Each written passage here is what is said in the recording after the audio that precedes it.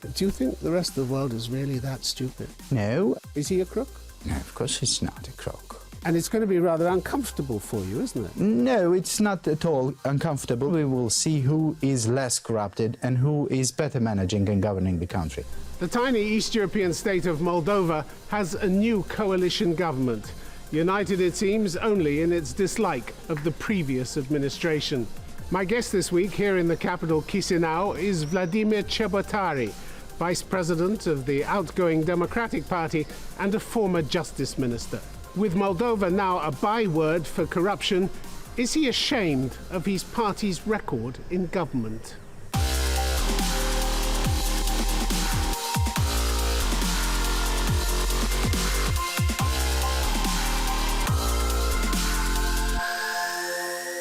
Vladimir Cebotari, welcome to Conflict Zone. I'm pleased to be here to have this discussion. Your party lost the battle to hold on to power, but you deserved to lose in a way, didn't you? Because democracy was increasingly undermined under your watch, and there was massive corruption, which you did very little about. So you deserved to go, didn't you, really?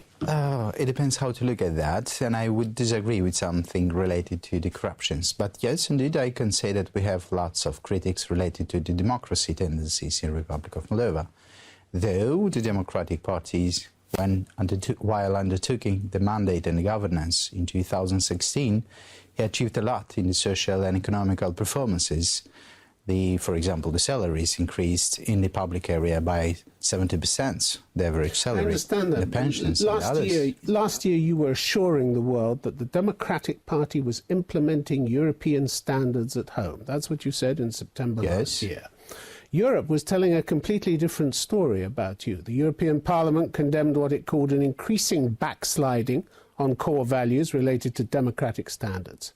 So much for your European standards. It also added that Moldova was trapped by oligarchic interests with economic and political power in the hands of a small group of people exerting their influence on parliament, the government, political parties, state administration, police and judiciary. In other words, your assurances about European standards were worthless, weren't they? No, I would disagree with that, because in my opinion this was a political statement.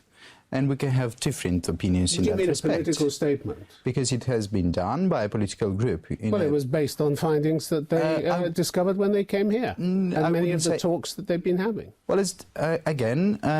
did you show any evaluation or some reports regarding to that? Because I haven't seen, and everything that could be measured has been measured with the significant progresses, but.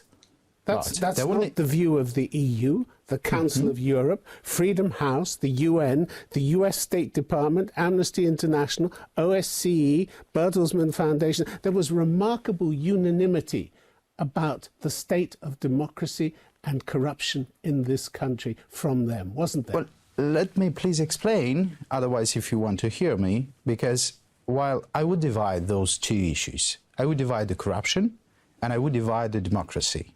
Why? Because while talking about corruption, since 2016 there were the most progresses that ever have been done in the Republic of Moldova in fighting corruption. It was the first cases when ministers, the prime ministers and other very high officials have been prosecuted.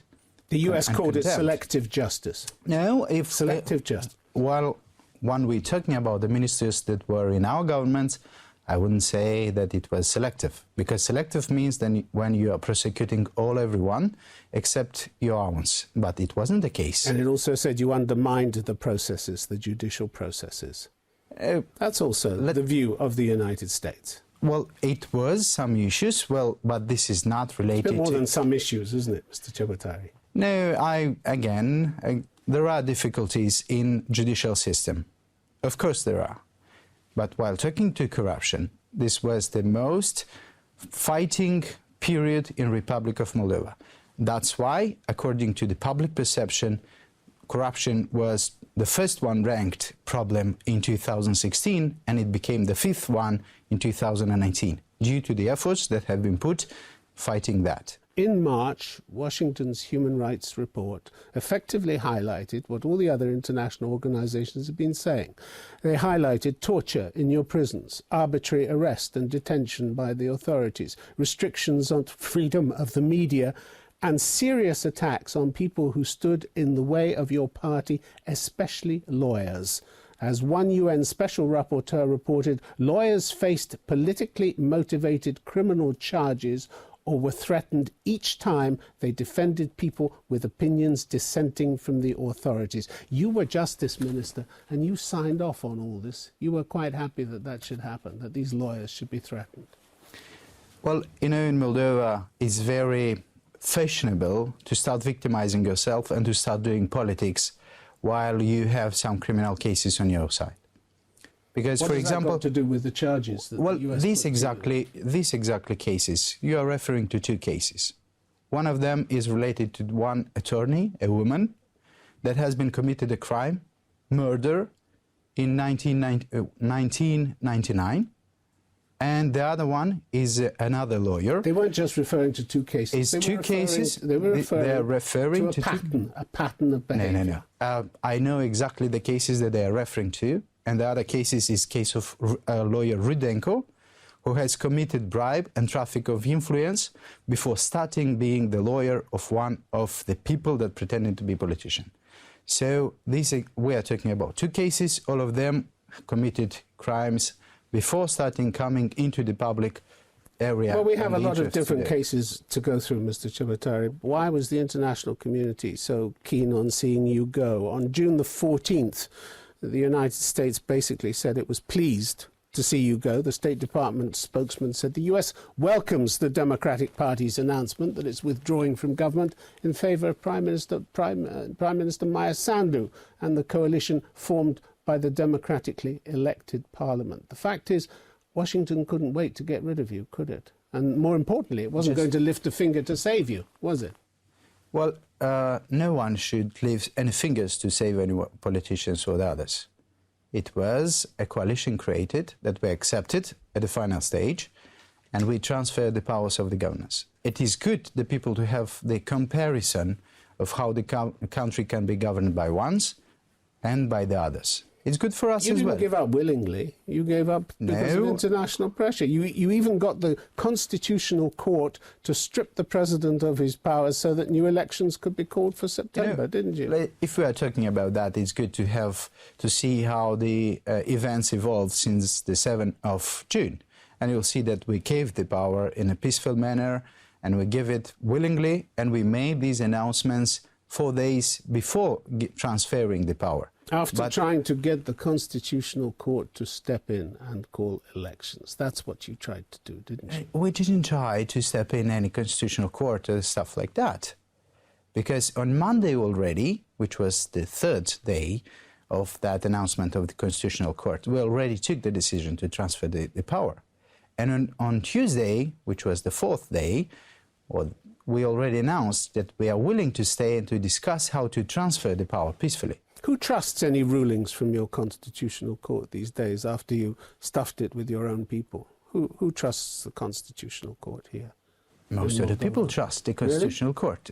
It doesn't trust only the ones who don't like the decisions of that. In a report last year, the Bertelsmann Foundation said that the current justice system, including the General Prosecutor's Office, the Supreme Court, the Supreme Judiciary Council, and the National Corruption Center, were largely subordinated to the oligarch Vladimir Plahotniuc, who just happens to be chairman of your Democratic Party, although you tell me he's just stood down. He's just announced that he's leaving. He just announced that. But that's not a great record. You were Justice Minister and you allowed that kind of state capture to take place. I took the management of the Ministry of Justice in 2015 at the end of the year. And at that time already there were the statements that the state is captured, by the way. Second, at that time already all the support of European Union in that area has been refused or suspended. I had the conditionality to approve lots of the reforms in a very short time, and I managed to do that in 2 years, or even less. And it was accepted and recognized. Now we have a legislation in the judiciary which is like a piece of the art. We have at last a lot of things to implement, to work on training the new judges, which have been renewed. We have almost 45% of the new ones which came into the system. But still, we need to train them, we need to create uniform practices in that respect, and it cannot be done through the night. It will take time. What could be done was to stop the subordination to the chairman of your party, which is what the Bertelsmann Foundation I would disagree. drew special attention to. I would disagree to you to make the assessments and the conclusions based only on the statements of the parties that were on the opposition at that time. It's not based on that. It's based on their own findings, and it's backed up by international organizations. Because today, they're all saying the same thing. Today, at 2 weeks' time, since the government has been transferred to the other parties, I can say that judiciary is subordinated to the new government. Why? Very simple. Because it was sufficient, the new prime minister, to make some statements, and the courts have been changing their decisions immediately through the night. If this is subordination, then you have to accept that they are subordinating to the new government as well. The ones that have been have to accept that. It depends what the leaders are demanding. Obedience of the judiciary to the authorities last year has been enforced by your party using corrupt practices, business clan ties, and intimidation. This was a report of the Bertelsmann Foundation. It is not so. Based on the well, they got it wrong. Well, let's then they got it wrong. Let's then discuss that. They misunderstood you. Let's discuss that. I just stated that the new government undertook the control of the judiciary and said it's not so if they just made a statement. But if they make the statement that you have to revise your decision and to decide like that, and the court immediately is doing that, what does means if not subordination in your understanding? On your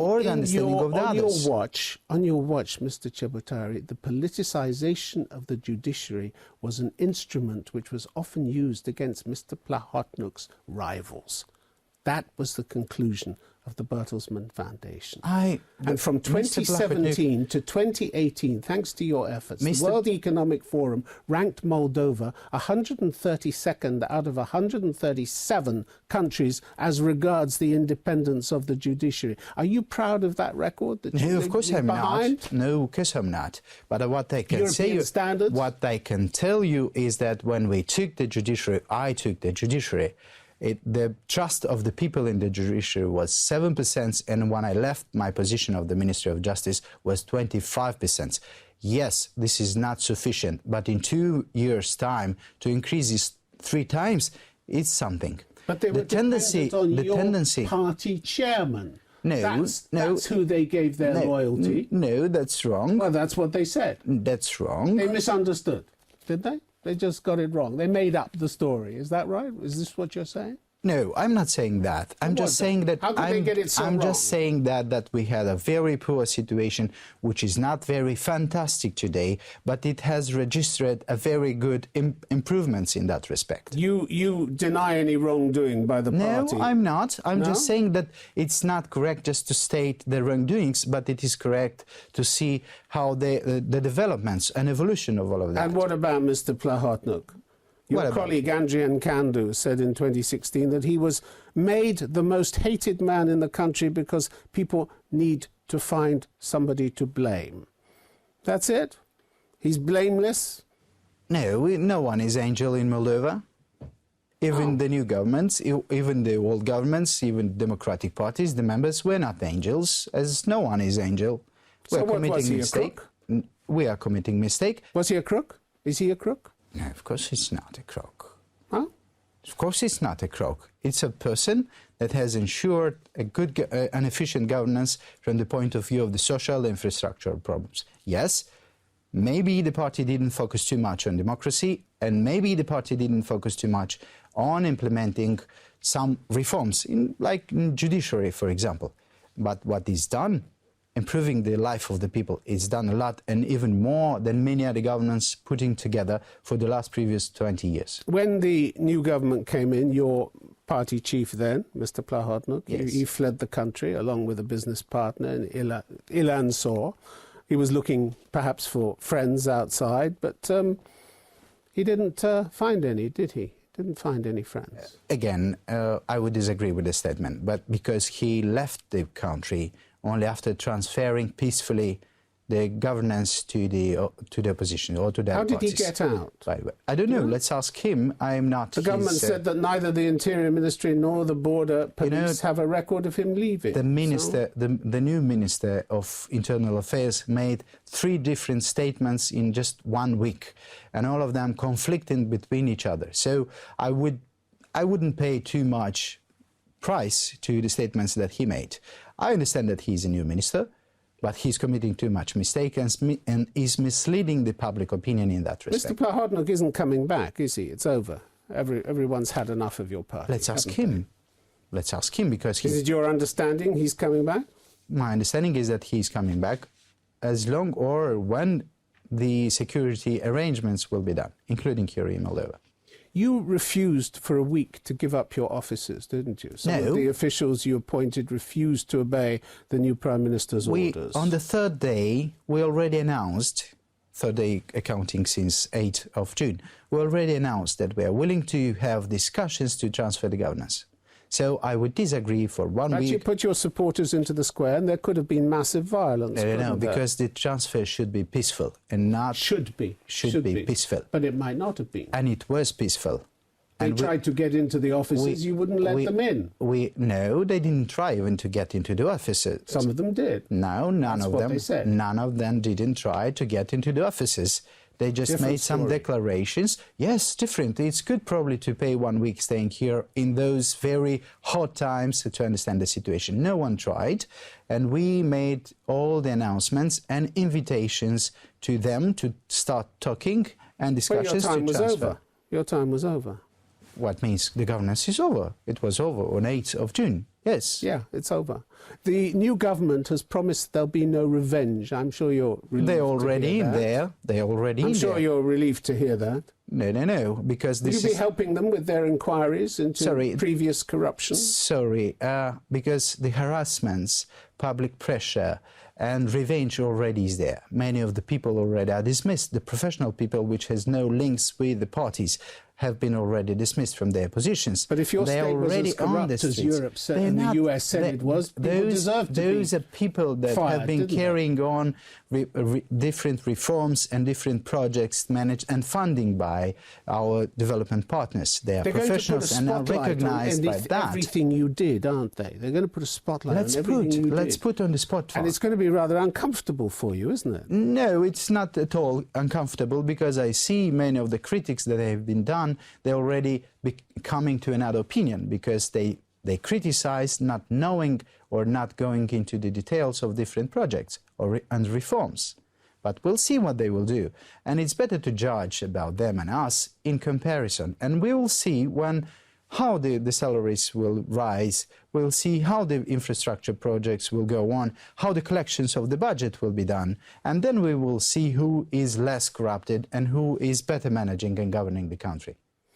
The challenge for this government is to dismantle your system of control over the courts and the criminal investigation bodies, isn't it? Which you controlled, basically, and which were loyal to your party chairman. From 2016, Transparency International reported your main aim was to concentrate your party's power within the executive. Criminal investigation bodies and courts, it said, are used by this party as instruments to intimidate and make loyal political rivals both at central and local level. So this practice is obvious, particularly in relation to local councillors and mayors, it said, that are blackmailed and compelled to join the ruling party. That was you. I'm very happy that you are making reference to this specific report, because usually it takes time to prepare a report and then to make it public. And so as it is dated 2016, it means exactly that all the data collected are in the previous periods. So I will, in that case, I just will restate that we took the governance in 2016 only. And of course, we recognize it was lots of the problem in the system. This was a 2017 report. This was a 2017 report, not 2016. You mentioned 16. I said from 2016, they said your main aim was. This was a report 2 years ago when you were already in the Justice Department. And here let's come to the figures. Blackmailing and compelling mayors and local councillors to join the ruling party. Again, your party. No official claims in that respect have been done or submitted by anyone. It's just opposition's statement and speculations. Nothing has been confirmed in time. Do you think the rest of the world is really that stupid? No, not they at all. They can't work out what's going on here, what happened while you were in power? We think just in order to understand the situation, it's better to have a more in-depth look at everything and having at least, while writing these reports, at least two opinions.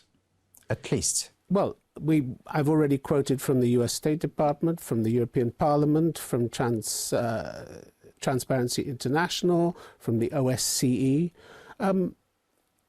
One of the things that came into your area of control were the prisons. Mm-hmm. Why did you allow a system of prison hierarchy, of convict hierarchy? Why did the guards collude with the prisoners to control the system inside the prison? Why?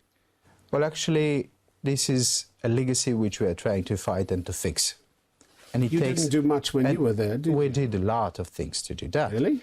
Yes. We did a lot to improve the conditions in imprisonments. And now we have only 2 prisons that are in very worst conditions. The other ones, at least, we succeeded to repair and not to be in the poorest conditions that could be. First. The second, we succeeded to create a system that cares the people in the terms of the health and medicine treatments, and which is absolutely different than it was. Really, the Council of Europe reported last year that at one jail, Soroka prison, no doctor had visited in over a year. This was last year. Mm-hmm. No doctor had been there in over a year. They had 4 medical orderlies for 800 people. You think that's satisfactory? No, of course it's not satisfactory. It was happening on your watch.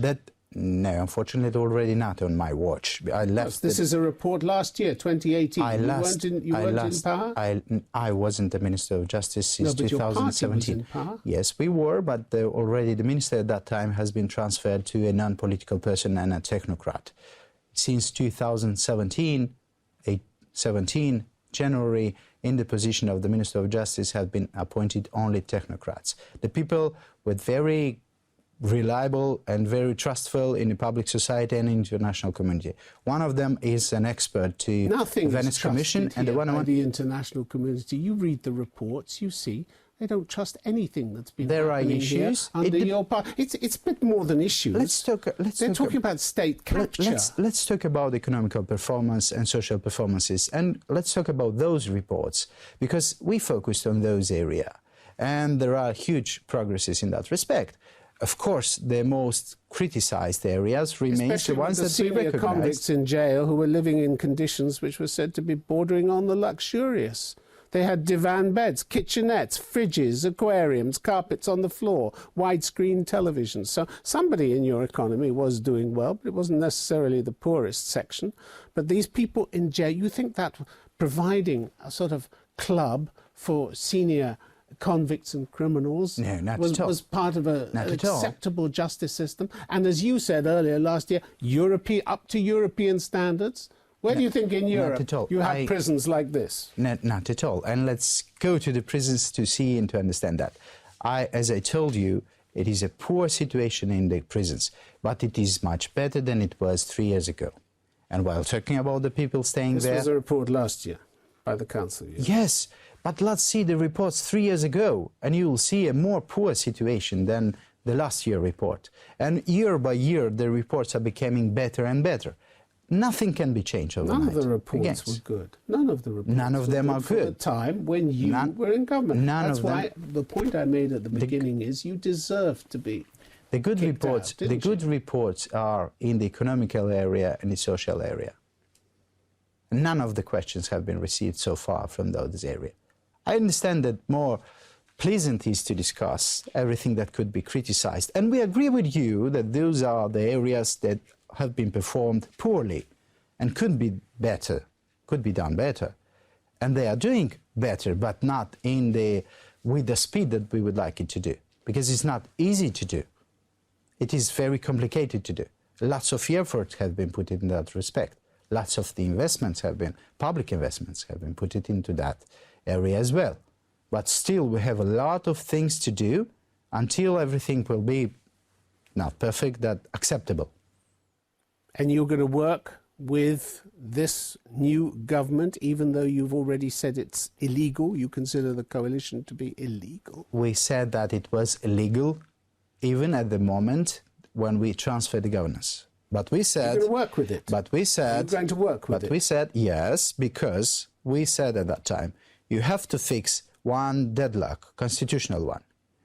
And it has been fixed. And immediately as the Constitutional Court has reversed some of its decisions, we said, okay, now we can enter into the parliament, now we can be in a position, real opposition, and constructive opposition. All right. Vladimir Cebotari, thanks very much for being on Conference. Thank you. Thank you.